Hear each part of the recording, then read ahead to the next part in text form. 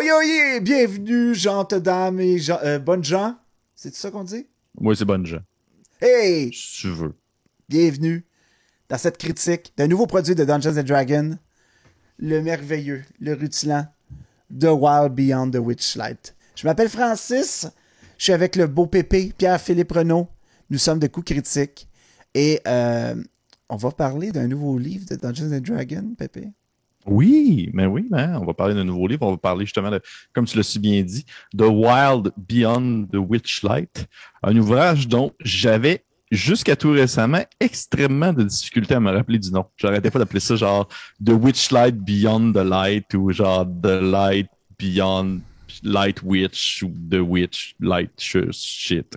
Pour de vrai, j'étais vraiment pas capable de me souvenir, mais maintenant que j'ai cette merveilleuse édition collector dans les mains, et que je vois le beau titre de ce bel ouvrage qui nous a été offert par Wizard of the Coast, merci d'ailleurs, Oui. eh bien, ça nous permet de pouvoir nous pencher par-dessus et d'en savoir un peu plus sur cette, ma foi, grosse campagne de plus de 250 pages, très, très, très différente des autres produits qui sont sortis, disons, les dernières campagnes qui sont sorties officielles.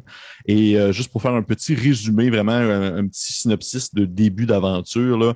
Imaginez vraiment une espèce de projection un peu plus onirique où des aventuriers de bas niveau, parce qu'on parle d'une campagne de niveau 1 à 8, des aventuriers de bas niveau sont envoyés dans le fond, via un carnaval au travers de différents plans, surtout la féerie, en fait, on parle vraiment, c'est très féerique comme endroit.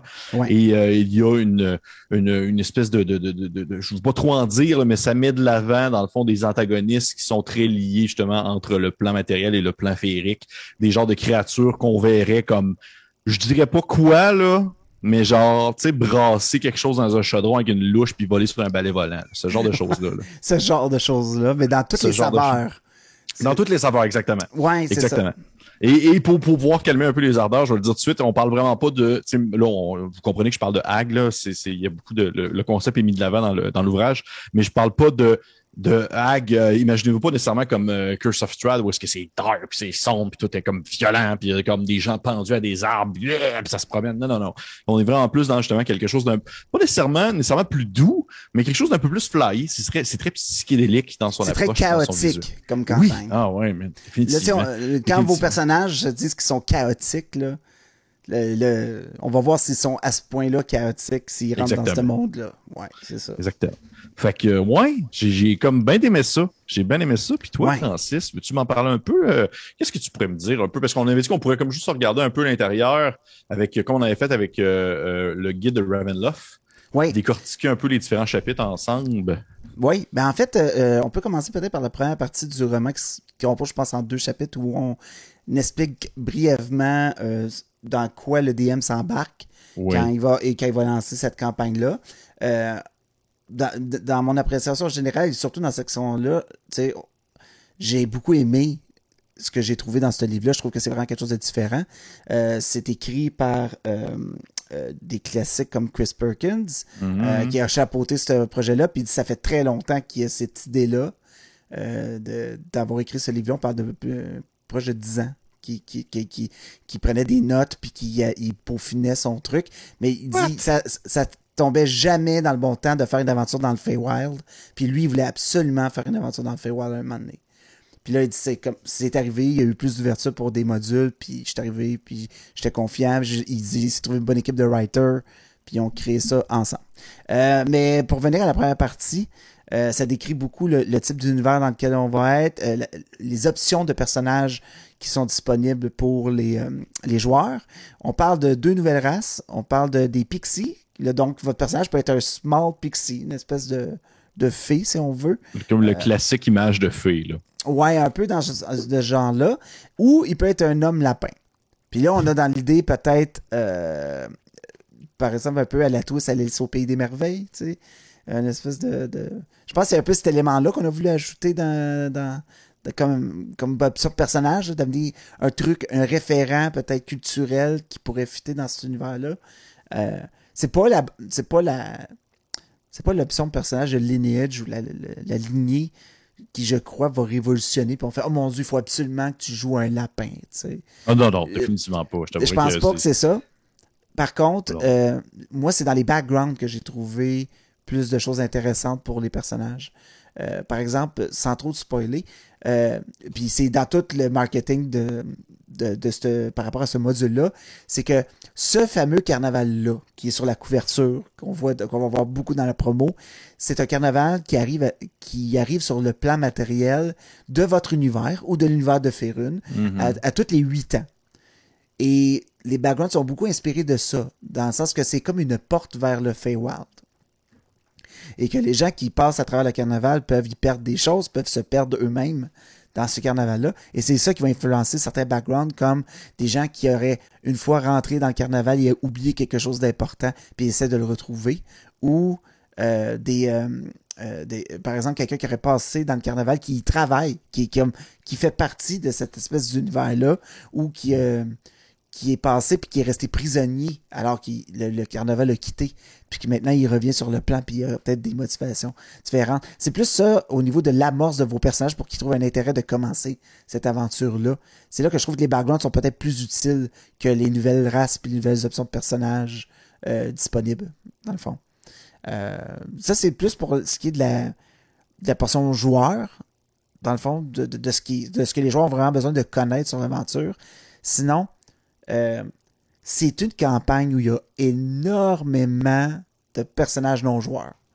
C'est un univers vivant. C'est vraiment c'est un domaine, on s'entend, un peu comme Ravenloft. C'est vraiment un domaine qui a ses limites, puis que c'est une espèce de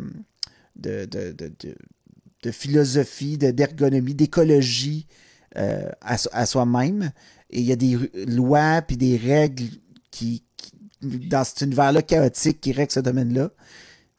Et les joueurs vont être amenés à devoir faire certaines actions, certains développements avec certains personnages pour pouvoir avancer dans l'histoire et peut-être découvrir un plan beaucoup plus néfaste qui englobe cette espèce de carnaval et cet univers-là. Donc, ouais. Mais, c'est bien dit. Mais c'est... T'as comme terminé ça avec une petite voix un peu plus sombre, comme si tu laissais planer certains dangers. Je sais pas, hein. Je sais pas. C'est peut-être le genre de choses qui peut arriver dans ce livre-là. J'ai aimé la force de ce livre-là, si on peut résumer à ça, c'est que à l'instar de beaucoup d'autres modules de D&D où ils sont écrits avec beaucoup, OK, il y a tel encounter qui arrive, les joueurs doivent trouver telle affaire, doivent faire tel skill challenge pour y arriver. Souvent, on reprochait à Wizards of the Coast de pas peaufiner assez l'univers, de pas peaufiner assez les personnages qui peuvent cet univers-là, comment les interpréter, c'est quoi leur motivation, leurs idéaux, tout ça. Mais tout le long du livre, et surtout dans des sections vraiment dédiées aux personnages, aux créatures qu'on appelle, non pas les monstres, c'est pas un bestiaire, ça s'appelle creatures maintenant, c'est des créatures. On y retrouve beaucoup d'explications sur les raisons d'être de certains personnages, qu'est-ce qu'ils font là, puis c'est une campagne pensée vraiment pour un DM qui s'embarque dans un gros projet. Ah, définitivement, man. C'est tellement... Je trouve que dans les campagnes de la 5e édition, c'est probablement, je pense, dans les plus difficiles à mettre de l'avant parce qu'il y a un gros morceau qu'on n'a pas encore abordé ensemble, mais qui, je te dirais, qui est prédominant. Puis on en a parlé, toi puis moi, avant d'enregistrer, c'est que cette campagne-là peut se jouer sans aucun combat, là. C'est vraiment ça pour ma part, c'est... Puis n'importe qui pourrait me dire, oui, mais tu sais, au final, n'importe quoi peut se jouer sans combat, puis c'est n'importe quoi, nanana. Oui, au final, oui, vous pouvez monter une campagne, puis même prendre un scénario officiel, puis le construire, puis faire en sorte que vous pourriez comme régler, veut pas, la problématique du scénario sans aucun combat. Oui, sauf que je trouve ça le fun de voir qu'ils ont pondu une histoire qui se tient, qui est logique, qui a justement, comme tu disais, une écologie, un fonctionnement, un environnement qui est palpable et qui est en cohésion avec, on va dire, les répercussions que les joueurs vont faire, et que dans cet univers-là, il y a des personnages avec qui tu peux interagir, qui sont construits, man. Hey, pour vrai, là, les NPC qui sont là sont tellement comme complets, présents, et que l'interaction avec ces NPC-là peut mener à la conclusion de l'histoire sans qu'il y ait eu de combat. Je trouve vraiment que c'est un très, très beau challenge. c'est pas un challenge facile. Puis au final, il y a la porte d'à côté qui te permet de rentrer dedans puis qui fait en sorte que tu peux comme passer comme le moulin dans n'importe quelle créature puis juste foncer dans le tas puis arriver à la fin. Sauf que j'ai l'impression que, puis du moins de ce que je comprends, si tu décides de partir dans cette avenue-là qui est comme l'avenue de la violence et de la mort, eh bien, il y a beaucoup plus de chances que tu trouves ça quand même vraiment rough parce que, comme tu l'as dit aussi avant qu'on enregistre, cette campagne-là est pour le niveau 1 à 8, mais maintenant, on fait comme, hey, il y a des monstres là-dedans, là, que tu dis, des joueurs qui sont pas de niveau 8, là, puis qui se pognent ça, là. Ça se peut que ça soit vraiment difficile, là. Ça se peut que ça se termine rapidement. Oui, exactement. on va dire ça comme ça. On est dans un univers chaotique, on le disait au début. C'est un univers qui nous propose beaucoup de chemins différents, beaucoup de quêtes différentes, beaucoup de missions différentes. Mais en fait, c'est une campagne. Si vous aimez le jeu de rôle, mais dans le sens du jeu,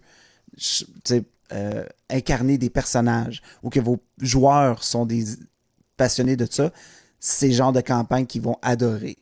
Parce qu'on peut se perdre dans des heures et des heures de discussion avec des NPC, puis d'essayer de les aider ou d'accomplir certaines tâches puis des quêtes juste en discutant avec eux puis en essayant de soutirer les bonnes informations qui vont payer pour la prochaine chose qu'on doit faire puis tout ça. Mais on le disait aussi avant, ça devient long, là. Tu sais, je veux dire, 1 à 8, ça va être long, là. Ça sera pas comme une campagne standard. C'est pour du long terme, je pense, cette campagne-là. Si on veut vraiment, même si on y va pour une approche peut-être 50-50, de dire devant les méchants, ce que les joueurs considèrent des méchants, ils décident d'y aller plus baston, puis avec les gentils, ils préfèrent prendre leur temps. Ils vont quand même avoir un univers incroyablement riche, puis ils vont avoir quand même beaucoup, beaucoup de choses à se rappeler après de cette campagne-là. De choses qui ont ni queue ni tête puis qui se passent. C'est plate parce que tu sais, on pourrait vraiment entrer dans chaque affaire qu'on a trouvé comme des plot twists, mais il y a tellement de stock que j'ai l'impression j'y ferais pas justice d'embarquer. Non, effectivement. Dans des éléments clés. Ouais. Oui. Mais, puis justement, comme tu disais, il s'était comme entouré d'une équipe d'écriture pour pouvoir faire ce livre-là. Puis effectivement, ça paraît dans le sens que justement, comme tu dis, on peut y aller 50-50 puis te dire, en partie, on va y aller avec, on va attaquer des bébites, comme ça, on va y aller avec plus d'interaction sociale et tout ça.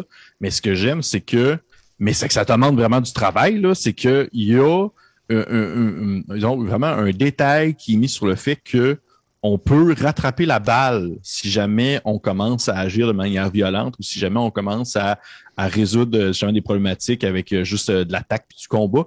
Il y a comme tout le temps des twists qui peuvent faire en sorte que il va y avoir une porte de sortie vers une avenue plus pacifique, mais ça demande vraiment de l'organisation, puis ça demande au DM de bien connaître ses joueurs et de bien connaître aussi ses NPC. Exactement, c'est ça.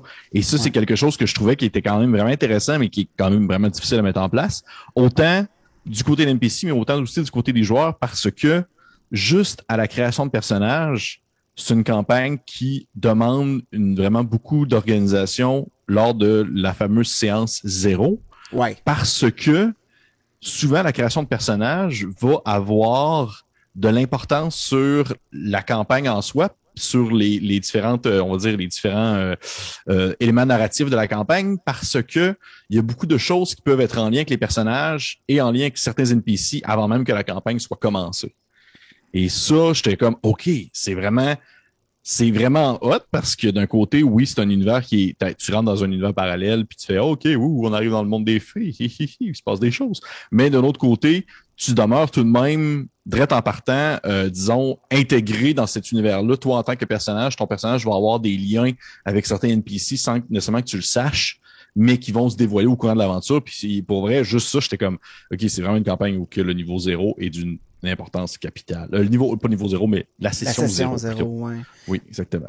Ouais, puis là, on parle beaucoup de l'univers du Feywild, mais le livre, vous allez découvrir le domaine du Feywild que les personnages vont visiter est composé en plusieurs realms, en plusieurs espèces de petits mondes qui ont chacun leur saveur, il y en a des plus fruités, puis il y en a des plus acides. Tu sais, il y en a des... Non, mais pour vrai, c'est pas juste rose bonbon. T'sais, on parle du Feywild, on parle des Feywild, mais dans le Feywild, il y a des Displacer Beasts, là.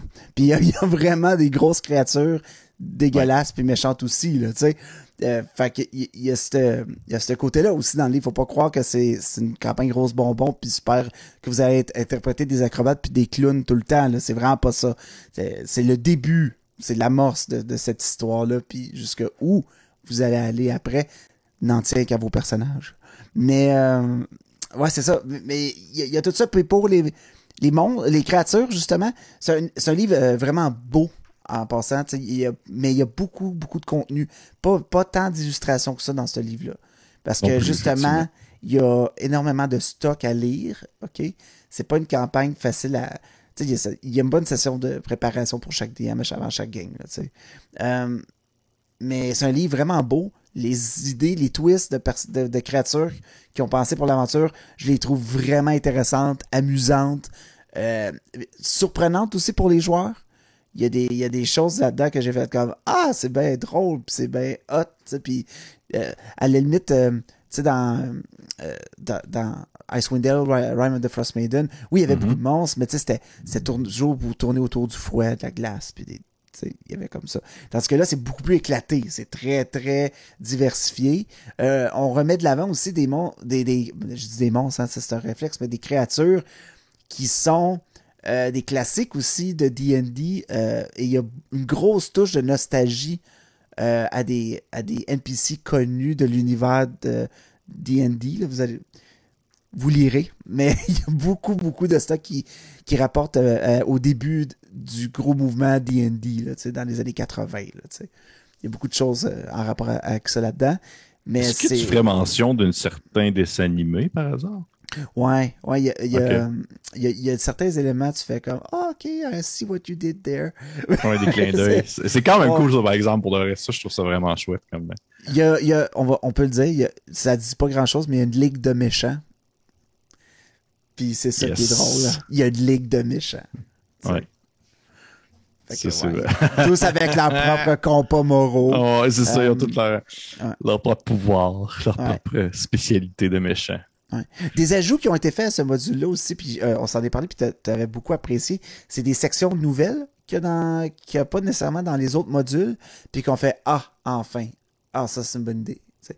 Comme il y a peut-être une dizaine de pages en tout à la fin que c'est des petites cartes. C'est pas détachables, mais c'est des formats cartes imprimées sur les pages du livre où on a les descriptions, un peu les key points de beaucoup d'NPC importants.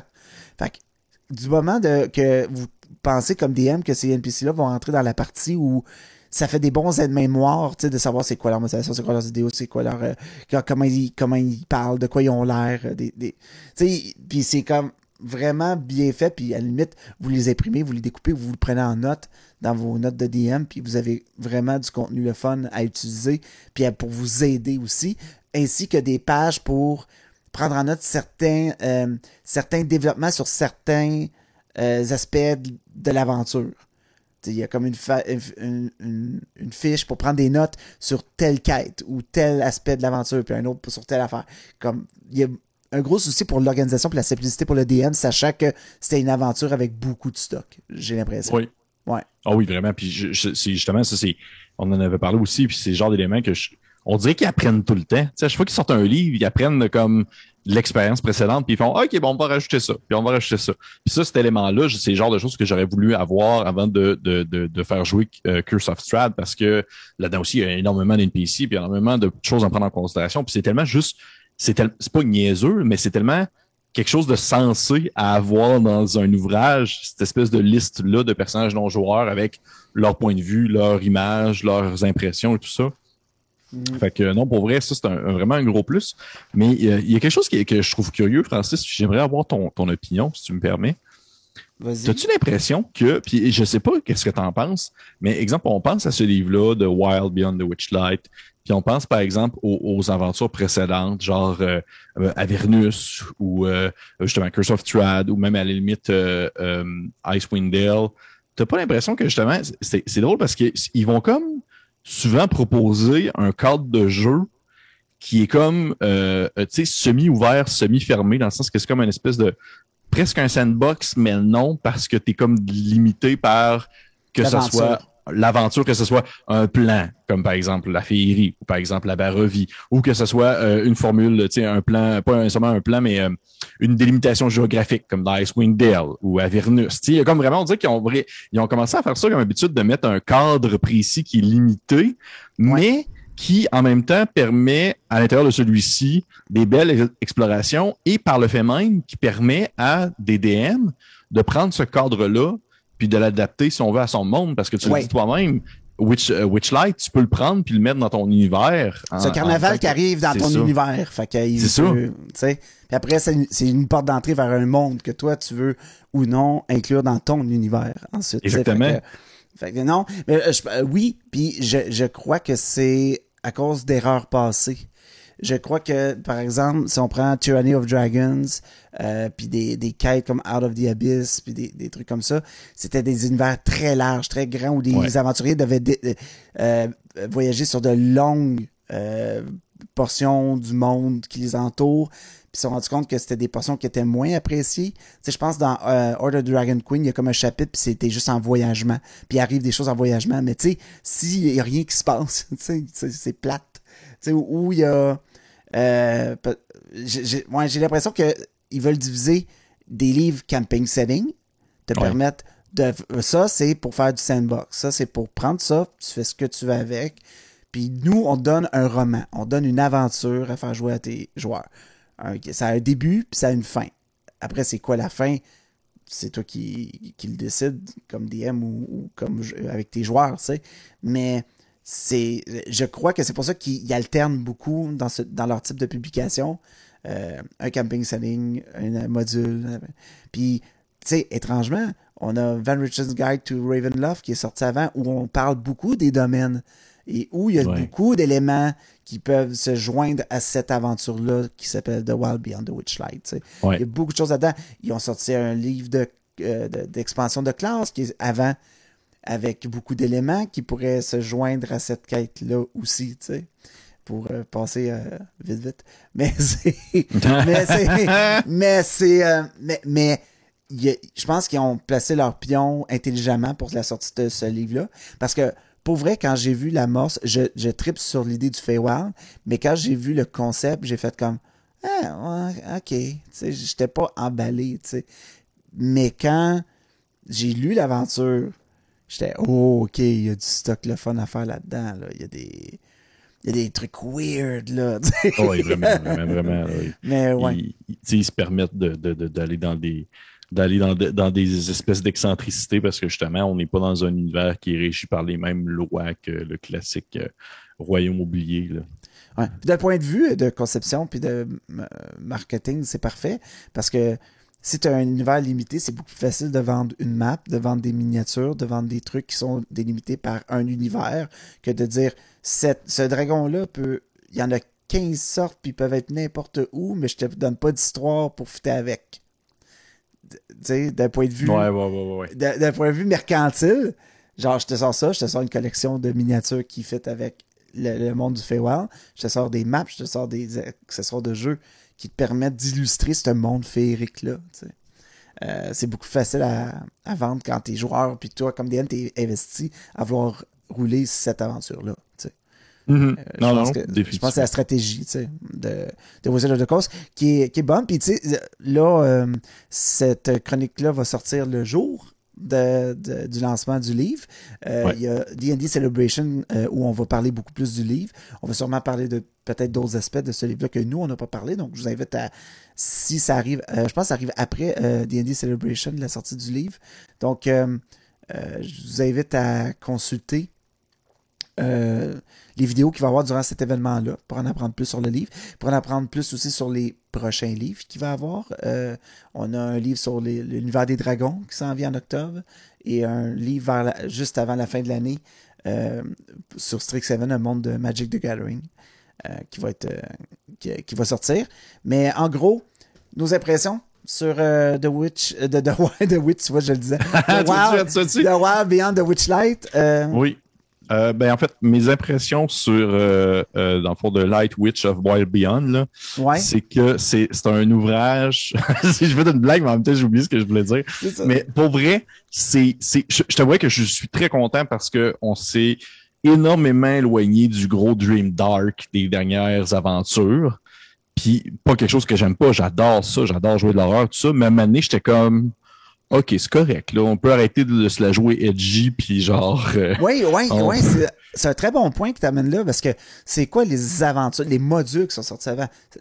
Juste avant ça, c'était Rime of the Frost Maiden, très horreur à la type Alienist Thing. Après, avant ça, c'était Baldur's Gate, très Mad Max Enfer. Avant ça, c'était quoi? C'était avant. Il y avait Waterdeep avant ça, là, qui était quand même cool. Ouais. Mais on balançait avec Dungeon of the Mad Mage, qui est comme un dungeon crawler plein d'atrocités, tu sais. Fait que il y a ça aussi. Là. Fait que non, pour le reste, c'est quelque chose que je suis vraiment très content qu'il soit allé dans vraiment autre chose. Pour ma part, je t'avouerais que c'est une aventure que j'aimerais beaucoup d'aimer, plus que par exemple, plus que Avernus ou plus que Icewind Dale, je sais pas, ça là aussi je l'aime beaucoup, mais plus que bien d'autres, plus que Baldur's Gate, parce que justement, je suis quelqu'un qui aime beaucoup le surréalisme, quelqu'un qui aime beaucoup le concept de l'onirisme et les univers parallèles et les autres plans et tout ça, puis ça, c'est des thèmes qui viennent vraiment me faire vibrer, et juste pour le fait de pouvoir se dire, je vais vraiment mettre les efforts à ce que il n'y ait pas nécessairement l'aspect combat qui va être mis de l'avant. Juste pour ça, je serais vraiment curieux de voir la campagne en jeu sur le long terme. Sauf que je me dis par contre, puis tu l'as dit toi-même pendant qu'on en discutait, ça demande beaucoup de temps. Je pense que ça demande énormément de préparation comme campagne. Et je ne pense pas que c'est une campagne que tu peux faire en même temps que 2-3 autres campagnes. Non, ça c'est... Ouais. En tant que DM, là. En tant que DM, là. C'est un projet de lecture, puis aussi de tu sais, on lit les détails de l'aventure, mais après, il faut les interpréter. Il y a un travail de recherche sur ce qu'on veut décider de faire ou pas faire. Donc, tu as tout à fait raison. Puis, c'est une aventure de 1 à 8, tu sais, mais je pense qu'il y a assez de matière dans l'univers pour peut-être ouvrir les portes puis peut-être faire autre chose après. Oui, définitivement. Une suite à ce monde-là, si vous aimez... T'sais, aller dans un autre domaine à la limite où où vous faites le carnaval alors devient peut-être une espèce de porte entre les dimensions. Oui, parce que pour de vrai, je trouve tellement justement que c'est tellement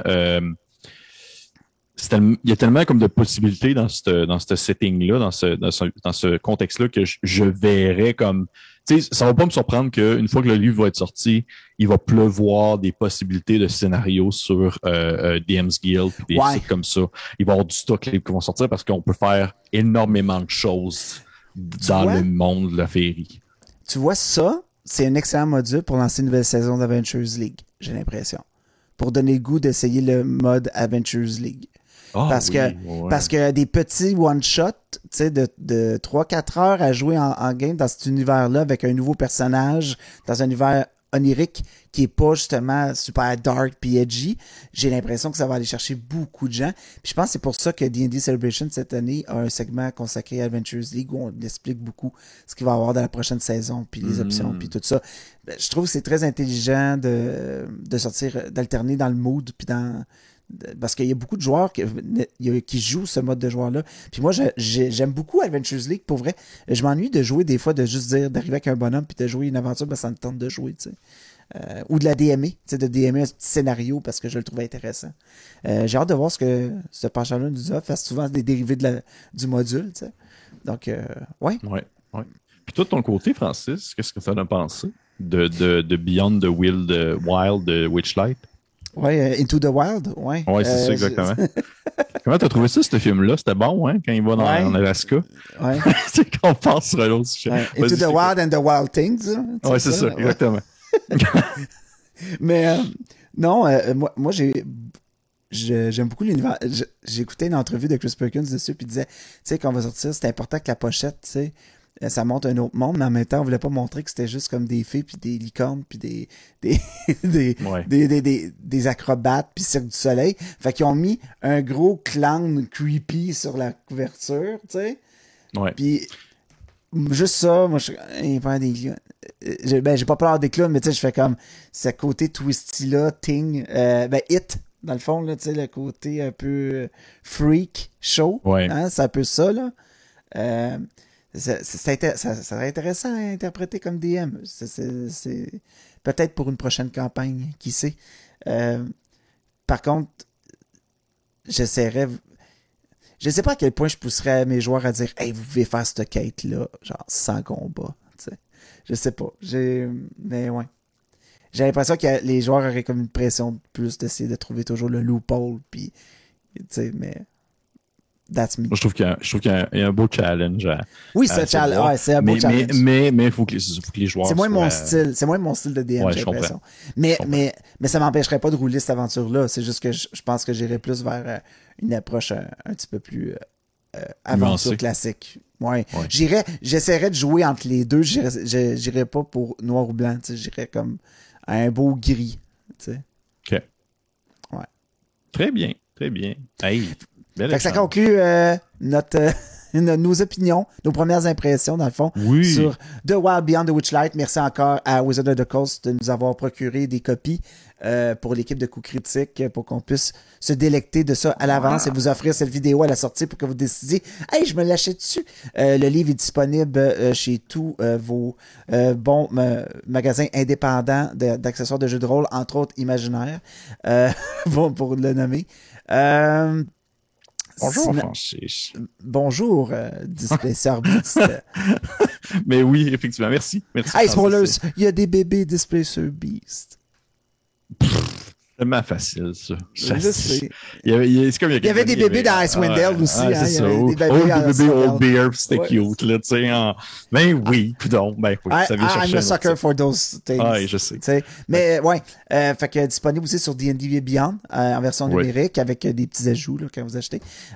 Vous trouverez des liens dans la description de la vidéo sur des endroits qu'on truste et qu'on trouve cool à encourager pour la vente de ces albums-là. Merci beaucoup, Pépé, pour cet échange que j'adore toujours quand il y a un nouveau livre de qui sort. Je trouve que c'est une belle petite une belle habitude qu'on a de faire ça. Je trouve ça le fun. C'est comme une petite date. Oui, exactement. C'est ça. OK, cool. OK. Hey, cool.